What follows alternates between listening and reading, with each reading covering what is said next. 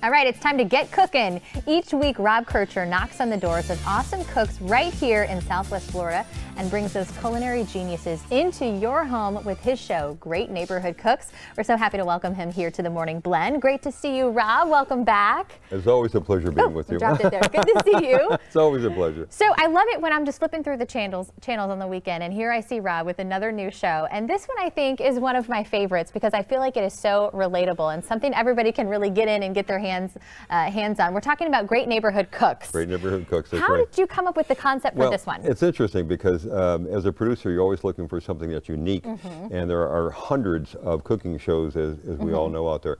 And I fell in love with this idea of putting amateur cooks on the air, and where we actually filmed within their kitchens. I love that. And then that kind of evolved into, well, why don't we do like a neighborhood thing? We'll just go down the neighborhood or around the corner and find these sort of unsung cooks. And that's really is the essence of the show.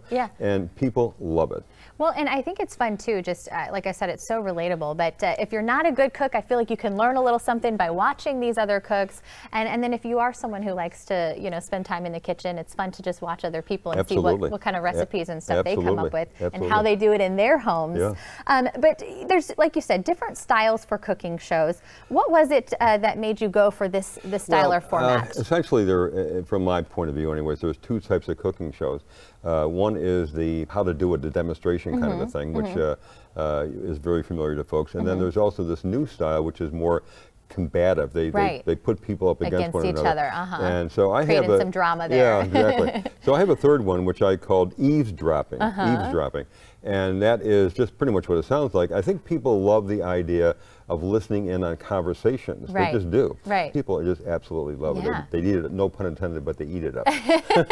So how do you gauge that the show is popular with viewers? Well, we do it through reviews, and our fourth episode is actually going to be aired this coming Sunday, so by the time the show plays, it'll already have aired. I think we have a hit on our hands, to be honest with you. So, and I'm so gratified by it. It's amazing.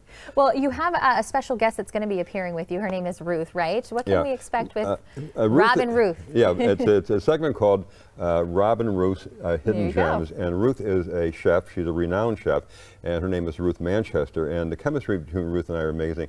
But we're going to go around and discover all these hidden little culinary, wonderful little places, if you will, and it's going to be a great addition to our show. And if you didn't know, couldn't tell already, Rob also hosts the show. So executive producer and host, you do a fabulous job, and we love what you're bringing here to our community. Well, thank you. And then also fox4morningblend.com. Thanks again, Rob. Great to see you. You're welcome.